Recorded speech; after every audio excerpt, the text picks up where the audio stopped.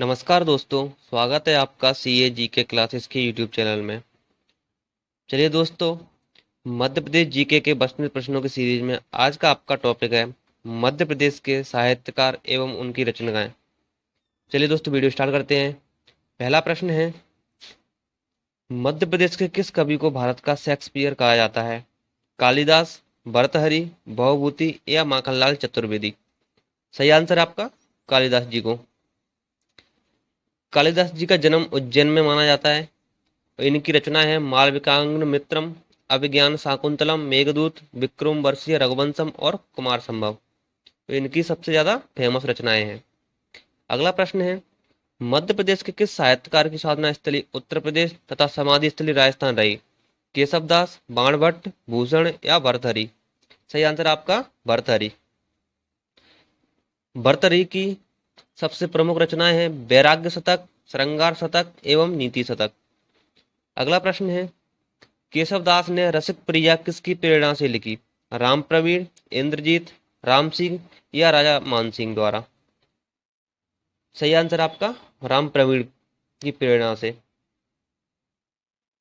केशवदास जी का जन्म 1555 ईस्वी में हुआ था। इनका निधन 1617 ईस्वी में हुआ था। इनकी प्रमुख रचना है रामचंद्र का, वीर सिंह चरित, रतन बावनी, नखशिख और छंदमाला। अगला प्रश्न है, कवि पद्माकर किस राजा के दरबार में रहे? प्रताप सिंह, जगत सिंह, दौलतराव सिंधिया या उपरोक्त सभी? सही आंसर आपका उपरोक्त सभी। ये सभी राजाओं के दरबार में रहे थे। इनका जन्म 1753 ईस्वी में सागर में हुआ था। इनका निधन 1833 ईस्वी में कानपुर में हुआ था। कानपुर में इनकी रचनाएं हैं पद्माभरण, प्रबोध पचासा, गंगा लहरी, राम रसायन, ईश्वर पच्चीसी, जगत विनोद आदि इनकी रचनाएं हैं। अगला प्रश्न है, जटाशंकर किसका उपनाम है? भूषण, पद्माकर, बाणभट्ट या हरशंकर परसाई? सही आंसर आपका भूषण।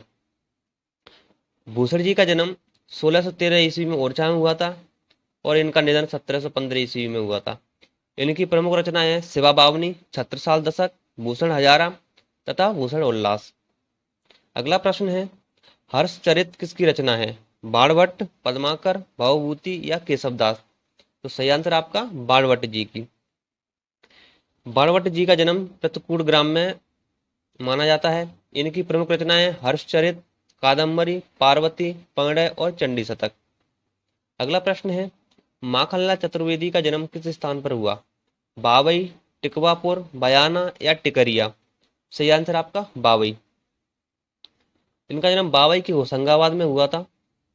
इनका निधन 1968 ईस्वी में हो गया था। इनकी प्रमुख रचनाएं हैं पुष्प की अभिलाषा, हिम किरीटनी, हिम तरंगिणी, बनवासी और बिजुरी और समर्पण। अगला प्रश्न है, बिखरे मोती किसकी रचना है? माखनलाल चतुर्वेदी, सुभद्रा कुमारी चौहान, बालकृष्ण नरमी या भवानी प्रसाद मिश्र? सही आंसर आपका सुभद्रा कुमारी चौहान। इनका जन्म इलाहाबाद में हुआ था और इनका निधन 1948 में हो गया था।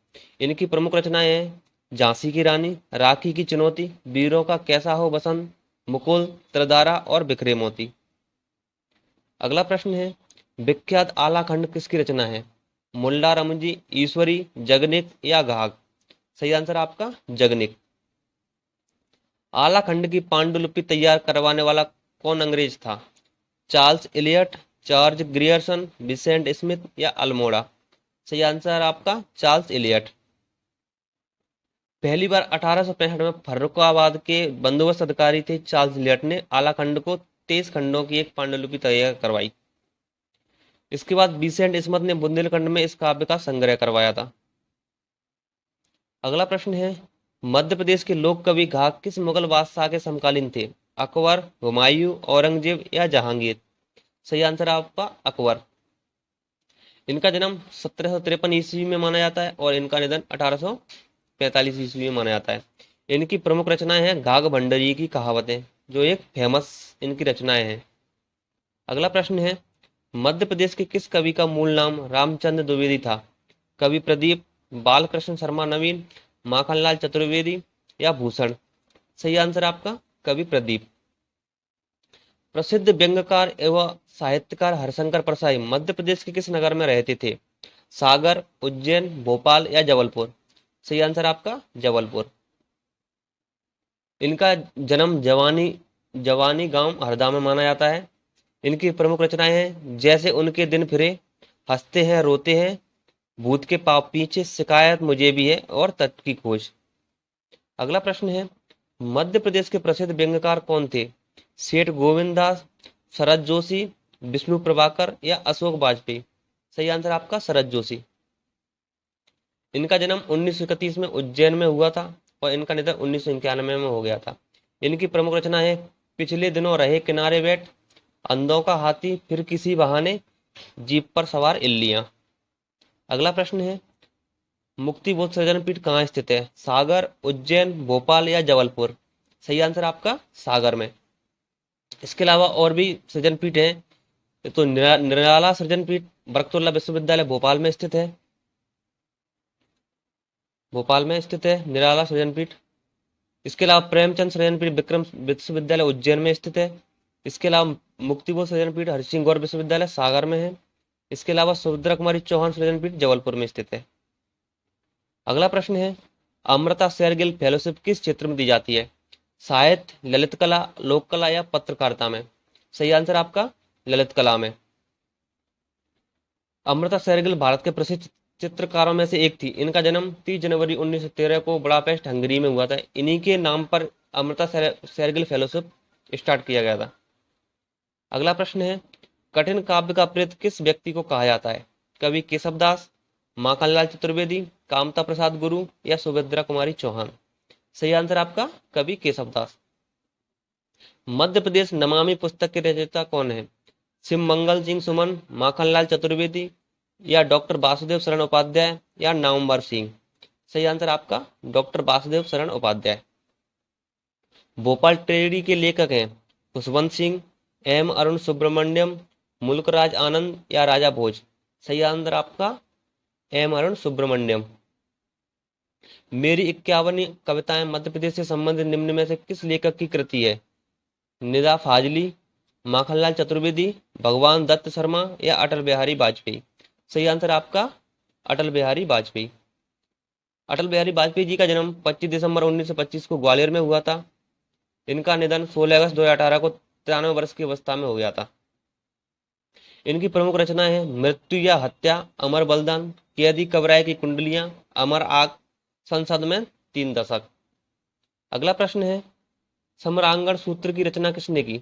कालिदास, राजा भोज, पद्म गुप्त या भानु प्रताप ने? सही आंसर आपका राजा भोज ने। अगला प्रश्न है, इनमें से बालकृष्ण शर्मा नवीन की रचना कौन सी है? कुमकुम, झांसी की रानी, अलीजा प्रकाश या छंदमाला? सही आंसर आपका कुमकुम। बालकृष्ण शर्मा नवीन का जन्म 1897 ईस्वी में शाजापुर में हुआ था। इनका निधन 1960 ईस्वी में हो गया था। इनकी प्रमुख रचनाएं हैं रश्मि रेखा, स्तवन, उर्मिला, अपलक। अगला प्रश्न है, चांद का मुंह टेढ़ा किसकी रचना है? जगनिक, पद्माकर, कवि प्रदीप या गजानन माधव मुक्तिबोध की? सही आंसर आपका गजानन, इसका थोड़ा गलत हो गया, इसका सही आंसर है गजानन माधव मुक्तिबोध। इनका जन्म 1917 में सोपोर में हुआ था और इनका निधन 1964 में हुआ था। इनकी प्रमुख रचनाएं दूल एक साहित्यिक की डायरी, बुरी बुरी खाक। चलिए दोस्तों, आज की वीडियो यहीं समाप्त होती है। अगर आपको वीडियो अच्छी लगी तो वीडियो को लाइक करें और अपने दोस्तों को शेयर करें। अगर आप हमारे यूट्यूब चैनल पर नए हो तो चैनल को सब्सक्राइब करें और बेल आइकन को प्रेस करें, जिससे आपको नई वीडियो का नोटिफिकेशन सबसे पहले मिल सके। धन्यवाद दोस्तों।